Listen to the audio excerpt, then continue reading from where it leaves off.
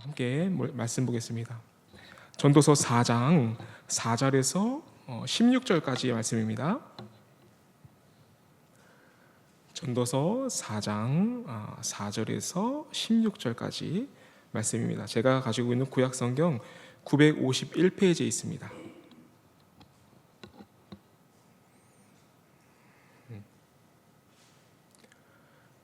제가 가지고 있는 구약 성경 951페이지에 있는 전도서 4장 4절에서 16절까지 말씀을 함께 교독드리겠습니다. 제가 먼저 드리겠습니다. 내가 또 본즉 사람이 모든 수고와 모든 재주로 말미암아 이웃에게 시기를 받으니 이것도 헛되어 바람을 잡는 것이로다. 음해자는 팔짱을 끼고 있으면서 자기의 몸만 축내는도다. 두 손에 가득하고 수고하며 바람을 잡는 것보다 한 손에만 가득하고 평온함이 더 나으니라. 내가 또 다시 해 아래서 헛된 것을 보았노라. 어떤 사람은 아들도 없고 형제도 없어 홀로 있으나 그의 모든 수고에는 끝이 없도다. 또 비록 그의 눈은 부요를 족하게 여기지 아니하면서 이르기를 내가 누구를 위하여는 이같이 수고하고 나를 위하여는 행복을 누리지 못하게 하는가 하여도 이것도 헛되어 불행한 노고로다. 두 사람이 한 사람보다 나음은 그들이 수고함으로 좋은 상을 얻을 것임이니라. 혹시 그들이 넘어지면 하나가 그 동물을 붙들어 일으키려니와 홀로 있어 넘어지고 붙들어 일으킬 자가 없는 자에게는 화가 있으리라. 또 두 사람이 함께 누우면 따뜻하거니와 한 사람이면 어찌 따뜻하랴. 한 사람이면 패하겠거니와 두 사람이면 맞설 수 있나니 세 겹줄은 쉽게 끊어지지 아니하느니라. 가난하여도 지혜로운 젊은이가 늙고 둔하여 경고를 더 받을 줄 모르는 왕보다 더 나으니 그는 자기의 나라에서 가난하게 태어났을지라도 감옥에서 나와 왕이 되었음이니라. 내가 본즉 해 아래서 다니는 인생들이 왕의 다음 자리에 있다가 왕을 대신하여 일어난 젊은이와 함께 있고 함께 드리겠습니다. 그의 치리를 받는 모든 백성들이 무수하였을지라도 후에 오는 자들은 그를 기뻐하지 아니하리니 이것도 헛되어 바람을 잡는 것이로다. 아멘. 여러분, 오늘 본문 안에서 우리를 한 형제로 입양하시다라는 제목으로 하나님 말씀 나누겠습니다. 우리가 계속적으로 지금 전도서를 함께 보고 있습니다.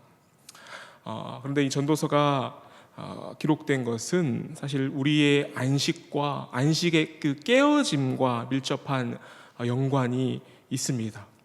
우리가 누려야 할 마땅한 안식이 깨어져서 이러한 전도서의 기록이 우리에게 주어졌다라는 것입니다. 여러분, 안식이란 무엇일까요? 하나님이 우리를 위해서 일하신 것을 누리는 것이 바로 안식입니다. 하나님이 우리를 위해서 일하신 제목들, 하나님이 우리에게 주신 그 복의 제목들을 누리는 것이 바로 안식입니다. 또 다른 말로 하자면 그 일하심을 마치시고 행하신 그 하나님의 안식에 우리가 참여하는 것입니다. 창세기 2장 2절에서 3절 말씀은 하나님께서 일하시고 안식하신 모습이 기록이 되어 있습니다. 그 모습을 잠깐 보겠습니다. 하나님이 그가 하시던 일을 일곱째 날에 마치시니 그가 하시던 모든 일을 그치고 일곱째 날에 안식하시니라. 하나님이 그 일곱째 날을 복되게 하사 거룩하게 하셨으니 이는 하나님이 그 창조하시며 만드시던 모든 일을 마치시고 그 날에 안식하셨음이니라. 아멘. 여러분, 일곱째 날에 마치심이 있었고 그리고 안식이 있었습니다. 우리는 이러한 하나님의 일하심의 제목들을 누리고 그 복을 누리는 존재입니다. 그리고 하나님께서 스스로 안식에 들어가신 대로 우리도 하나님의 안식에 참여하는 그러한 존재입니다. 그런데 여러분, 예수님도 이와 같은 일을 하셨습니다. 예수님도 성부 하나님과 마찬가지로 일을 하셨다라고 성경에 기록이 되어 있습니다. 예수님은 자신의 일하심을 하나님과 비교하고 있습니다. 요한복음 5장 17절에는 이렇게 기록되어 있습니다. 예수께서 그들에게 이르시되 내 아버지께서 이제까지 일하시니 나도 일한다 하시매, 이렇게 기록이 되어 있습니다. 또한 예수님이 모든 일을 마치시고 그 십자가에서 모든 것을 이루셨다고 한 그날 그 저녁부터가 바로 안식일이었습니다. 이 말씀의 의미 안에서 우리는 확인해 볼 수 있는 것은 우리는 예수님의 일하심을 누리는 존재라는 것입니다. 하나님이 그 제7일째 되는 날 안식하시고 그 일하심의 모든 제목들을 우리에게 부어주신 대로, 또한 예수님께서 모든 일을 그 십자가에서 마치시고 그 다음에 바로 안식일이 우리에게 주어진 것처럼 예수님이 하신 모든 일을 우리가 누리는 존재라는 것을 이 말씀을 통해서 볼 수가 있습니다. 근데 여러분, 여기서 끝이 아닙니다. 성령께서도 일을 하시고 계십니다. 여러분, 성령은 누군가 말하는 것처럼 어떤 능력이나 불이 아닙니다. 이것은 성령을 모독하는 말입니다. 여러분, 성령은 인격이십니다. 삼위의 하나님 중에 한 위격이십니다. 또한 우리를 위해서 일하시는 하나님이십니다. 사도행전 13장 2절에는 성령에 관하여, 성령의 일하심에 관하여 이렇게 기록이 되어 있는데, 주를 섬겨 금식할 때 성령이 이르시되 내가 불러 시키는 일을 위하여 바나바와 사울을 따로 세우라 하시니. 아멘. 성령 또한 우리의 온전함과 우리의 거룩함과 우리의 구원을 이루고 우리의 안식을 위해서 일하시는 하나님이시고 한 위격이십니다. 또한 우리에게 하나님의 말씀으로 말씀하시는 하나님이십니다. 이렇게 우리를 위해서 일하시는 이 삼위일체의 하나님의 일하심을 누리고 참여하는 것이 바로 우리가 누리는 안식입니다. 자, 그런데 이 안식이 죄로 인해 깨져버렸습니다. 하나님께서 우리에게 주신 그 안식의 제목들이 죄로 인해서 깨졌다는 것은 우리가 창세기의 말씀을 통해서 잘 볼 수가 있습니다. 죄로 인해서 하나님께서 일하셔서 주신 그 모든 복들, 모든 제목들이 엉클어지기 시작했죠. 그 복들을 우리가 네 가지의 복으로 정리를 하였습니다. 하나는 우리에게 주신 삶의 터전과 우리에게 주신 유업입니다. 바로 땅이죠. 땅은 곧 유업을 상징합니다. 대대로 삶의 터전을 누리고 평안과 안식을 누리라고 하나님은 그 땅을 주셨습니다. 그런데 그 땅이 죄로 인해서 저주받았고 엉겅퀴와 가시떨기를 내기 시작하였습니다. 이제 사람들은 일과 수고를 해야 밥을 먹을 수 있는 존재가 되었죠. 또 하나님께서 주신 두 번째 복으로서 우리의 삶의 의미와 방향성이 엉클어지기 시작하였습니다. 땅의 모든 것을 통치하도록 지음받은 우리의 정체성이 무너지고 삶의 방향성과 삶의 길이 깨지기 시작하였죠. 땅의 것에 매여 유리하는 존재가 되었고 땅의 것에 매여 그 땅의 것에 지배를 받는 존재가 되었습니다. 땅의 것을 통치하도록 지음받은 우리가 땅의 것에 지배받고 통제당하는 그러한 존재가 되었다는 것입니다. 과거 사람들은 나무 앞에 절을 하였습니다. 또한 1월 성신 앞에서 절을 했고 온갖 우상 앞에서 절을 했습니다. 또 어떤 때는 바다에다가 인신 공양을 한 적도 있죠. 여러분, 심청전에 그런 모습이 나오죠. 바다에다가 인신을 제물로 바치는 그런 일들이 우리 문학에도 있습니다. 삶의 안식과 쉴만한 터전을 다 잃어버리고 삶의 목적도 잃어버리고 방향성도 잃어버리고 유리하게 되고 하나님이 주신 다스리고 주어진 것을 오히려 통제받고 다스림 받는 존재가 되었다라는 것입니다. 여러분, 또한 이웃과의 관계도 깨져버렸죠. 가장 사랑하는 아내조차 두려워하여 고자질하는 그런 상태가 돼버린 것입니다. 그리고 마지막으로 하나님과의 관계가 깨져버렸고 하나님을 떠날 수밖에 없는 그런 죄인이 되었습니다.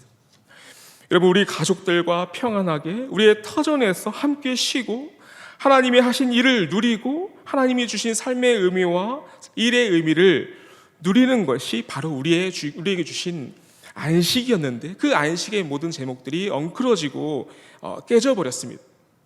여러분, 이 깨져버린 상태를 우리가 잘 인식해야 합니다. 이 네 가지 무너짐에 관한 생각을 가지고 오늘 본문, 이 전도서 성경을 우리가 다루고 해석을 해야 합니다.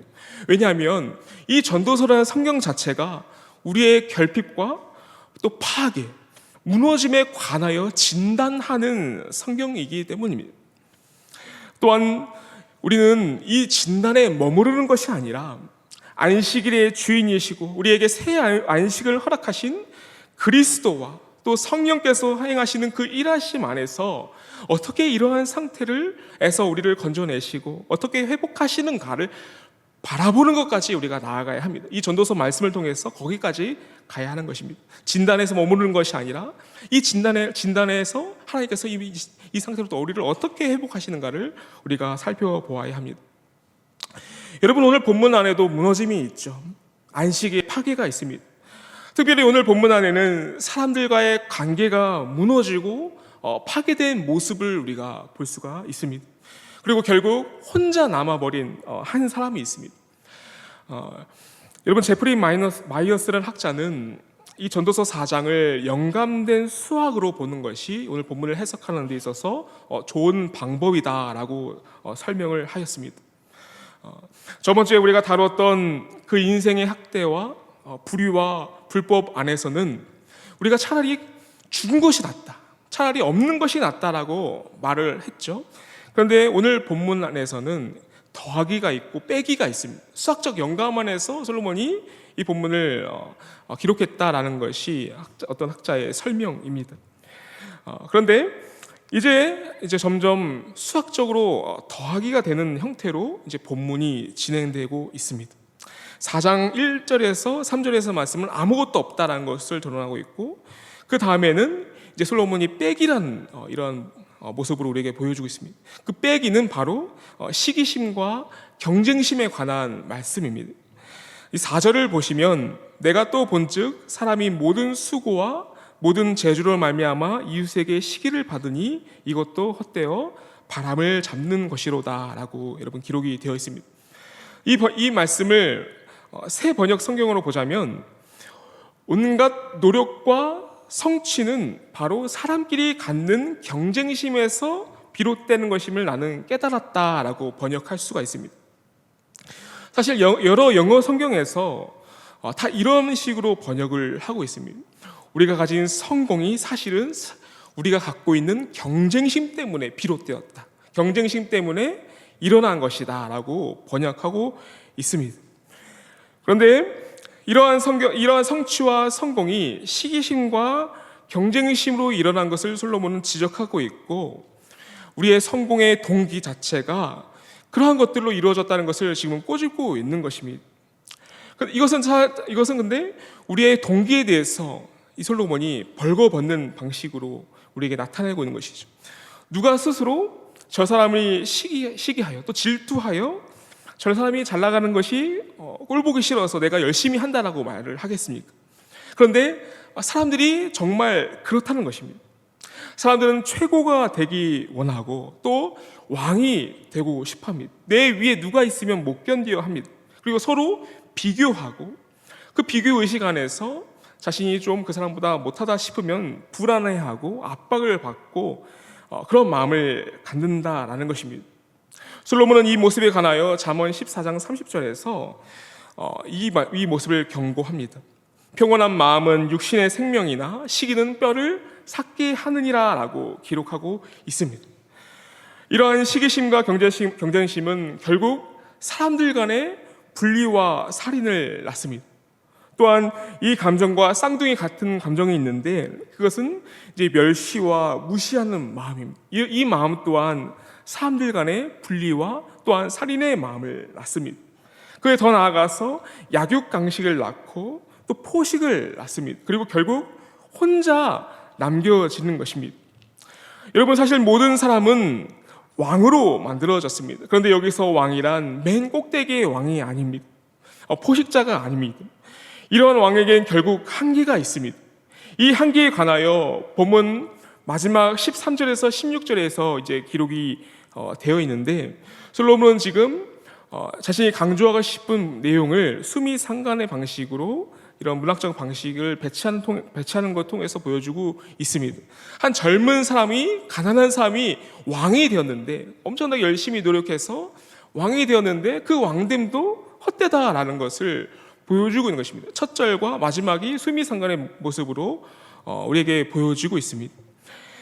근데 전도서 4장 13절 16절을 보시면 우리가 기존에 아는 그 잠언의 방식, 잠언의 지혜 문학 형식으로 이 말씀이 써져 있는데, 그 잠언의 비교 지혜를 조금 뒤트는 방식으로 이 모습을 우리에게 보여주고 있습니다.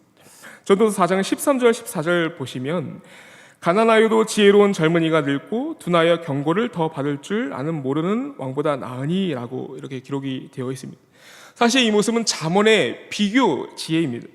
그런데 솔로몬은 이 잠언의 지혜를 좀 뒤트는 방식으로 15절에서 16절 말씀에 이제 이어지고 있습니다.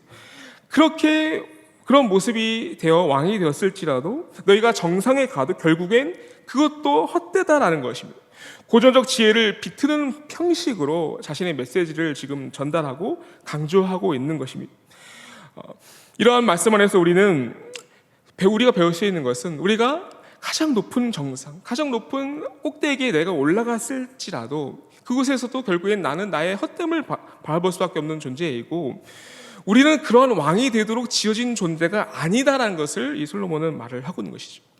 우리에게 각자에게 주신 달란트로 세상을 다스리고 세상을 섬기도록 지어진 왕인데, 사람들은 자신이 가진 시기심과 경쟁심, 어떻게든 다른 사람보다 높이 올라가서 그 정상을 차지하여서 하고자 하는 그런 마음들 안에서 올라갔지만 결국 그 안에서도 헛됨을 바라보는 그런 모습을 우리가 볼 수가 있다는 것입니다.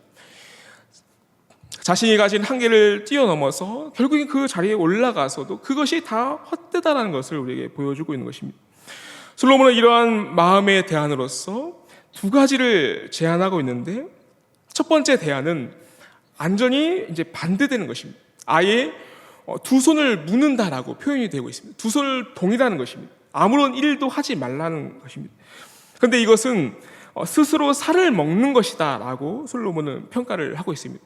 왜냐하면 두 손을 묶고 두 손을 동이고 아무것도 하지 않는 것은 결국 자신이 가진 게으른 삶을 사는 것인데, 그것은 결국엔 잠언에 이렇게 기록이 되어 있는 대로 그 궁핍과 빈곤의 그 늪에 빠질 수밖에 없는 상태에 들어가기 때문에, 이러한 대안은 솔로몬이 그 대안을 평가하는 데 있어서 부정적이다라고 볼 수가 있습니다. 또한 두 번째 대안은 한 손은 비우고 한 손을 채우라라는 대안을 우리에게 주고 있습니다. 너무 열심히 그렇게 경쟁하지 말고 너무 열심히 그렇게 살지 않는 것이 차라리 낫다라고 그런 대안을 우리에게 주고 있는 것입니다. 사실 근데 이 말 자체로는 힘이 없습니다. 이 말 안에서는 우리가 어떠한 대안과 힘의 능력을 누릴 수가 없습니다. 현재를 누리라는 말 자체가 우리가 가진 어떤 여러 가지 상황 속에서 잘 들리지 않는 말입니다. 사실 여러분, 공산주의와 마르크주의가 무너진 것을 보십시오. 러시아와 중국과 북한을 보십시오. 인간의 욕심과 인간이 가진 죄악을 간과하고 완전히 그것을 틀어막으니까 가장 기형적인 정권으로 재탄생하는 것을 우리가 볼 수 있습니다. 완전한 독재와 탄압이 그러한 이념의 결말이었습니다. 그러니 솔로몬의 이 대안은 말은 되지만, 한 손은 비우고 한 손은 채우라는 이 말은 되지만 실제로 우리가 살아가는 세상에는 힘이 없는 그러한 지혜인 것입니다. 사실 솔로몬도 이러한 것을 알고 있었습니다. 왜 솔로몬이 이것을 알고 있을지 추정할 수 있냐면, 그런 대안들과 노력들이 아무런 능력을 발휘하지 못하고 완전히 분리돼 버린 한 사람을 지금 언급하고 있기 때문입니다. 7절을 보시면 완전히 분리돼 버린 한 사람이 나옵니다. 7절과 8절을 보시면 내가 또다시 해 아래에서 헛된 것을 보았도다. 8절을 보시면 어떤 사람은 아들도 없고 형제도 없이 홀로 있으나 그의 모든 수고에는 끝이 없도다 라고 이렇게 기록이 되어 있습니다. 이 8절에서 12절까지 5번이나 반복되는 그 하나라는 단어는 사람이 가진 고립감과 외로움을 나타내는 단어입니다. 혼자 있는 사람은 내일이 무슨 가치가 있는가라고 생각을 합니다. 이 사람이 가진 수고와 재물은 그의 허전한 마음을 채우지 못합니다. 그에게 만족을 주지 못합니다. 또한 그의 노고와 그의 수고의 결과를 누리는 후손이 없습니다. 그것이 더 그를 궁핍하게 하는 것입니다. 이 사람은 아들도 없고 형제도 없습니다. 혼자 있습니다. 이러한 모습은 방금 우리가 본 그 말씀, 경쟁심과 이기심으로 자신의 왕의 자리를 높이고 자신이 포식하는 자리에 올라간 그 사람의 모습을 함축하여 지금 보여주고 있는 것입니다. 이 모습이 헛되다라고 솔로몬은 강조하고 있는 것입니다. 솔로몬은 이제 하나의 해결책을 또 제안을 합니다. 이러한 상황 속에서 우리가 벗어나는 것은 두 사람이 낫다라는 것입니다. 더 나아가서 세 사람이 함께 하는 것이 낫다라는 것을 통해서 이러한 상태에서 벗어나는 해결책을 우리에게 주고 있습니다. 10절과 13절을 보시면 두 사람이 한 사람보다 낫고 세 겹줄이 쉽게 끊어지지 않는다라는 말씀을 주고 있습니다. 이 말씀의 의미를 좀 더 풍성하게 이해하기 위해서는 고대 근동의 문화 안에서 이 말씀을 바라봐야 합니다. 이 말씀은 어두운 밤에 여행을 다니는 것에 관한 말씀입니다. 당시 어두운 밤에 다니는 여행은 매우 위험한 일이었습니다. 손전등이 없었기 때문에 그 이스라엘 지형상 어느 구덩이에도 빠져서 혼자 여행하다 보면 매우 위험한 상황에 노출될 수밖에 없었습니다. 그런데 두 사람이 여행을 하면 한 사람이 구덩이에 빠져도 그 사람을 이렇게 잡아내서 그 사람을 구할 수가 있는 것입니다. 그래서 두 사람이 낫다라고 지금 표현을 하고 있는 것입니다. 또한 두 사람이 나은 이유는 이스라엘의 그 밤은 춥기 때문에 그 둘이 추운 그 상황 속에서 같이 그 온도를 나누면은 그 밤을 견뎌낼 수 있었기 때문에 솔로몬은 그 이스라엘 문화 안에서 두 사람이 낫다라고 하고 있는 것입니다. 그리고 12절에서는 여행 중에 강도를 만날 위험이 있었기 때문에 그 강도를 만났을 때 두 사람은 그 강도를 이겨낼 수 있다라는 의미 안에서 12절을 우리에게 말씀하고 있는 것입니다. 즉 솔로몬은 한 사람이 자신이 가진 어떤 여러 가지 역량과 어떤 노력으로 그 정상에 올라가서 그 상황에서 있는 것보다 두 사람과 세 사람이 있는 그런 상태가 오히려 지혜롭다라는 것을 우리에게 보여주고 있는 것입니다. 그것이 우리에게 주고 있는 솔로몬의 지혜라는 것입니다. 그런데 이 지혜는 여러분 하나님께서 솔로몬에게 허락하신 지혜입니다. 하나님께서 솔로몬에게 허락하신 이 지혜 안에 담겨진 있는 의미는 그 지혜 안에서 담겨지는 의미는 우리에게 주신 그 안식의 의미가 이 지혜 안에 담겨져 있습니다.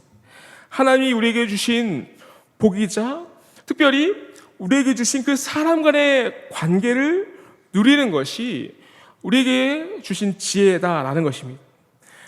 사람 간의 관계가 무너져버리고 서로 포식하고 서로 경쟁하고 시기하고 멸시하는 상태에서 벗어나게 하는 것이 하나님이 우리에게 주시고자 하시는 그 지혜이자 안식이다라는 것입니다. 정상이 되어도 소용이 없고 오히려 그 정상이 된 상태에서 그 허전한 마음과 그 궁핍한 마음을 채울 수가 없다라는 것이 이 말씀에 담겨진 있는 의미라는 것입니다. 솔로몬의 진단을 우리가 지금 듣고 있습니다. 그렇다면 안식일의 주인이시고 우리에게 새 안식을 허락하신 그리스도가 우리에게 이러한 상태에서 어떻게 우리를 건져내실까요? 그것은 바로 오늘 말씀의 제목대로 우리를 한 형제로 우리를 입양하시는 것입니다. 또한 믿는 자를 하나님의 자녀로 삼으신 것입니다. 로마서 8장 14절과 15절을 보시면 이렇게 기록이 되어 있습니다. 무릇 하나님의 영으로 인도함을 받는 사람은 곧 하나님의 아들이라. 너희는 다시 무서워하는 종의 영을 받지 아니하고 양자의 영을 받았으므로 우리가 아빠, 아버지라고 부르짖느니라. 그리고 요한복음 1장 12절과 13절에는 이렇게 기록이 되어 있습니다. 영접하는 자, 곧 그 이름을 믿는 자들에게는 하나님의 자녀가 되는 권세를 주셨으니 이는 혈통으로나 육정으로나 사람의 뜻으로 나지 아니하고 오직 하나님께로부터 난 자들이니라 라고 여러분 기록이 되어 있습니다. 여러분, 이 입양이란 개념은 사실 우리에게 어려움을 주는 단어입니다. 사실 이 단어 자체가 그 가족의 본래 구성원이 아니라는 뜻을 내포하고 있습니다.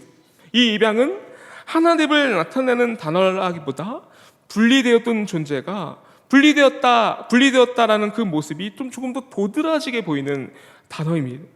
그래서 입양에 대해서 색안경을 끼고 보는 사람이 참 많습니다. 종종 어떤 부모가 입양된 자식을 그 입양된 사실을 알리지 않는 경우도 있죠.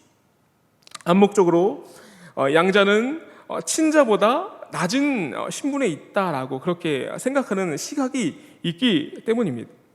그러나 이 말씀이 오늘 바울이 담은 로마 시대에는 이 입양이라는 제도가 대단히 영예로운 일이었습니다. 입양을 통해서 고대 로마에서는 인류가 될 수가 있었습니다. 입양은 누군가의 아들의 자리에 배치된다라는 뜻을 가진 단어였습니다. 입양의 혜택을 가장 받은 인물 중에 하나가 바로 옥타비아누스 황제입니다. 그는 로마의 첫 황제였던 그 황제에게 입양이 되어서 로마 제국의 통치자가 될 수 있었습니다. 그래서 로마 시대에 있어서는 이 입양이라는 제도는 매우 영예로운 제도였고, 그 자리에 가는 것은 매우 영예로운 자리였고, 오히려 입양 받지 못한 그 친자가 만약에 누군가에게 그 자리에, 그 자식의 자리를 빼앗기는 것을 매우 수치스럽게 생각을 했던 것입니다. 그래서 우리가 생각하는 그 입양의 모습을 가지고 바울은 입양이라는 이 제도를 우리 보여주는 것이 아니라 그때 당시에 가지고 있었던 그 입양의 모습, 그 사람이 그 입양으로 들어갔을 때 누렸던 그 모든 권한과 권세라는 그 생각을 가지고 입양을 지금 말씀하고 있는 것입니다. 입양을 받은 그 사람은 그 가족 안에서 새로운 이름을 받습니다. 그리고 그 안에서 새로운 유산과 그 가족이 누리고 있는 모든 것들을 누리게 됩니다. 그래서 예수님께서 우리에게 주신 그 권세는, 예수님께서 우리에게 주신 그 일하시는 방식은 우리를 새 가족 안으로 편입하는 방식, 우리를 입양하는 방식으로 우리를 하나님의 자녀로 세우셨습니다. 전에는 죄와 사탄과 또 학대와 경쟁과 시기와 멸시라 분리라는 그 상태에 얽매여 있었던 우리를 하나님의 가정 안에 우리를 하나가 되게 한 것입니다. 그것은 거절에서 용납으로 이동되는 것이고 분리해서 하나가 되었다라는 것입니다. 그리고 성령께서 이 회복과 이 입양을 보증하셨고 결코 썩지 않는 영원한 유업을 우리에게 주셨습니다. 그런데 여러분, 이 입양의 대상이 누구인지가 중요합니다. 우리에게 주신 그 놀라운 은혜인 입양, 이것의 대상이 누구인가라는 것입니다. 여러분, 예수님께서는 왜 안식일 날 굳이 맹인을 고치셨을까요? 그리고 온갖 병을 고치신 날이 안식일입니다. 그것은 그 사람의 회복의 의미도 있지만 그 사람이 병고침 많고 눈이 띄진 상태 안에서 다시 하나님 나라의 사회의 일원으로서 들어가게 하는 것이 바로 안식이었기 때문에 예수님은 그 안식일 날 병고침과 눈 먼지들을 눈을 띄우신 것입니다. 또한 유대 지도자들이 병자와 창녀와 세리를 상종하지 않고 그들과 식탁의 자리를 갖지 않았는데 예수님께서는 그들과 같이 식탁의 자리를 앉으시고 그 식탁의 자리에서 창녀의 섬김을 받은 기록이 있습니다. 그것이 이제 누가복음 7장에 나와 있는데 그 식탁 자리에서 예수님의 발을 향유로 닦은 그 여자의 모습이 나옵니다. 예수님께서 그러한 것들을 허용하시고 그러한 것들을 수용하신 것은 그들이 바로 하나님의 가족이기 때문입니다. 하나님의 가족이 된 사람들을 보십시오. 그들은 세리였고 맹인이었고 영적으로 간음한 자였습니다. 또 돈이라는 우상을 숭배하고 하나님을 무시하던 삭개오가 그 식탁의 자리에 초대를 받았습니다. 즉 하나님의 가족에 편입된 그리고 입양된 사람들이 모두가 다 우리가 보기에는 다 죄인이었고 무너진 자들이었고 우리가 보기엔 세상 사람들이 보기에는 더러운 그런 모습을 가진 사람들이었다라는 것입니다. 그런데 하나님께서는 그들을 자신의 가족 안으로 편입시켜 주셨습니다. 우리는 이 말씀 안에서 우리의 모습을, 우리의 상태를 살펴봐야 합니다. 왜냐하면 우리가 들어가고자 하는 그 가정, 우리가 입양받고자 하는 그 가정 안에 우리가 생각하기에 세상의 멸시를 다 받는 사람들이 함께 있다라는 것입니다. 즉 우리를 그 사람들과 같이 여기지 아니하고 우리를 하나님 앞에서 그들과 같다라고 우리의 모습을 겸손히 하나님 앞에 낮추지 않는다면 우리는 그 가족의 일원으로서 들어갈 수 없다라는 것을 이 말씀 안에서 우리가 볼 수가 있다는 것이죠. 또한 더 나아가서 예수님과 한 식탁에 우리와 밥을 먹고 있는 사람 중에 여러분 우리의 원수도 있을 수가 있다는 것입니다. 더 놀라운 것은 예수님께서는 우리의 원수와 하나가 되길 위해서 기도하셨다는 것입니다. 요한복음 17장 11절에서는 이렇게 기록이 되어 있습니다. 나는 세상에 더 있지 아니하오나 그들은 세상에 있사오고 나는 아버지께로 가옵나니 거룩하신 아버지여 내게 주신 아버지의 이름으로 그들을 보존하사 우리와 같이 그들도 하나가 되게 하옵소서. 여러분, 예수님께서 우리에게 그토록 용서를 강조하신 것은 용서하지 않는다면 우리는 결코 하나님 나라의 가족의 일원이 될 수가 없기 때문입니다. 예수님이 우리에게 주신 그 안식의 제목들을 우리가 누릴 수 없기 때문입니다. 왜냐하면 예수님께서 우리에게 주시고자 하는 그 안식은 하나가 됨이고 우리가 알고 있는 여러 형제들과 하나가 되는 그런 모습이기 때문입니다. 그것이 안식의 제목이라는 것이죠. 그래서 예수님께서는 우리 안에 있는 분리와 우리 안에 있는 그 살인에 관하여 명확하게 경고를 하신 말씀을 우리에게 주셨습니다. 마태복음 5장 21절에서 22절 말씀에는 옛 사람에게 말한 바 살인하지 말라 누구든지 살인하면 심판을 받게 되리라 하였다는 것을 너희가 들었으나 나는 너에게 이르노니 형제에게 노하는 자마다 심판을 받게 되고 형제를 대하여 라가란 자는 공회에 잡혀가게 되고 미련한 놈이라 하는 자는 지옥불에 들어가게 되리라. 아멘. 여러분, 이 지옥이라는 장소가 고립과 분리의 장소입니다. 하나님과 분리되고 하나님의 가정 안에 있는 사람들과 분리되어 있는 곳이 바로 이 지옥이라는 장소입니다. 그래서 이 라가라고 하는 이 사람, 여러분, 이 라가라는 뜻은 그리 심한 욕이 아닙니다. 그런데 이 단어 안에는 멸시가 담겨 있고 분리와 살인의 감정이 담겨져 있기 때문에 예수님께서는 그 말을 하는 자가 결국에 하나님의 가정 안에서 분리될 것이다 라고 말씀하고 있는 것입니다. 예수님이 우리에게 주신 하나됨이란 우리가 가지고 있는 여러 생각들 안에서 멸시하는 사람들, 또 우리가 생각하기에 이 사람은 하나님 나라의 가정으로 들어오지 못한다고 생각하는 그 사람들이 그 가정 안에 오는 것입니다. 그래서 그런 사람들을 우리가 용납하지 못하고 용서하지 않고 그 사람들을 우리가 받아들이지 않는다면 우리도 그 가정 안에서 고립되고 분리될 수 있다는 것을 예수님께서는 말씀을 하신 것입니다. 여러분, 예수님이 우리에게 주신 하나됨이란 서로 독립되고 구별하는 한 인격적인 존재가 또 다른 인격적인 존재와 맺는 관계 안에서 서로를 향해 한 뜻이 되고 한 마음을 가지는 것입니다. 서로를 사랑하는 마음 안에서 하나가 되는 것입니다. 성경은 그것을 연합이라 하고 일체라는 말을 통해서 우리에게 보여지고 있습니다. 그런데 여러분, 이런 하나됨을 우리가 살아가는 세상 속에서 정말 보지 못할 때가 참 많은 것 같습니다. 결혼관계도 서로 뜻이 맞지 않으면 깨지는 세상입니다. 여러분, 교회 안에도 분쟁이 있습니다. 이렇게 하나됨을 누리지 못하는 세상 안에 우리가 있습니다. 그래서 이 하나됨은 정말 난제입니다. 우리가 일상 속에서 누리는 삶을 보십시오. 우리는 여전히 분리와 고립과 멸시와 어떤 시기심 안에 그런 세상 속에 우리가 살아가고 있습니다. 그래서 하나님이 우리에게 주신 이 하나됨이 우리에게 전혀 와닿지 않는 그런 실상을 우리가 살고 있습니다. 그런데 하나님께서는 예수님 안에서 그 하나됨이라는 안식과 형제와 형제 안에 있는 그 하나됨, 그 일체라는 그 연합이라는 안식을 우리에게 주시려고 예수님을 보내주셨습니다.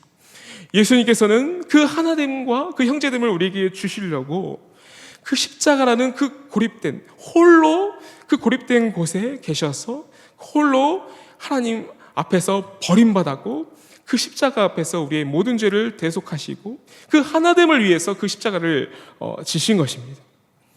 그리하여 그 십자가 안에서 우리를 하나님 나라의 그 가정 안에 우리를 입양하시고 그 안식의 제목을 우리 안에서 회복을 하셨습니다. 그리고 그 회복하심 안에서 우리 주님은 우리를 그 좁은 길로, 그 하나 되는 길로, 그 용서의 길로 우리를 지금은 초청하고 계신 것입니다. 여러분, 그 길 끝에, 우리가 살아가는 그 좁은 길 끝에 영광의 하나님께서 우리를 받으실 날이 있다라고 성경은 말씀하고 계십니다. 그날까지 주님은 우리를 보존하실 것이다 라고 성경은 말씀하고 계십니다. 그래서 우리가 추구하는 삶이란 이 하나됨을 누리고 하나님께서 우리에게 주신 그 안식의 제목 안에서 정말 분리와 그 시기심과의 경쟁심이라는 그 우리 안에 있는 연약함을 내려놓고 하나님 안에서 하나 되는 것이 바로 우리에게 주신 안식이라는 것을 생각해 보는 것 안에서 우리가 하나님께 나아갔으면 좋겠습니다.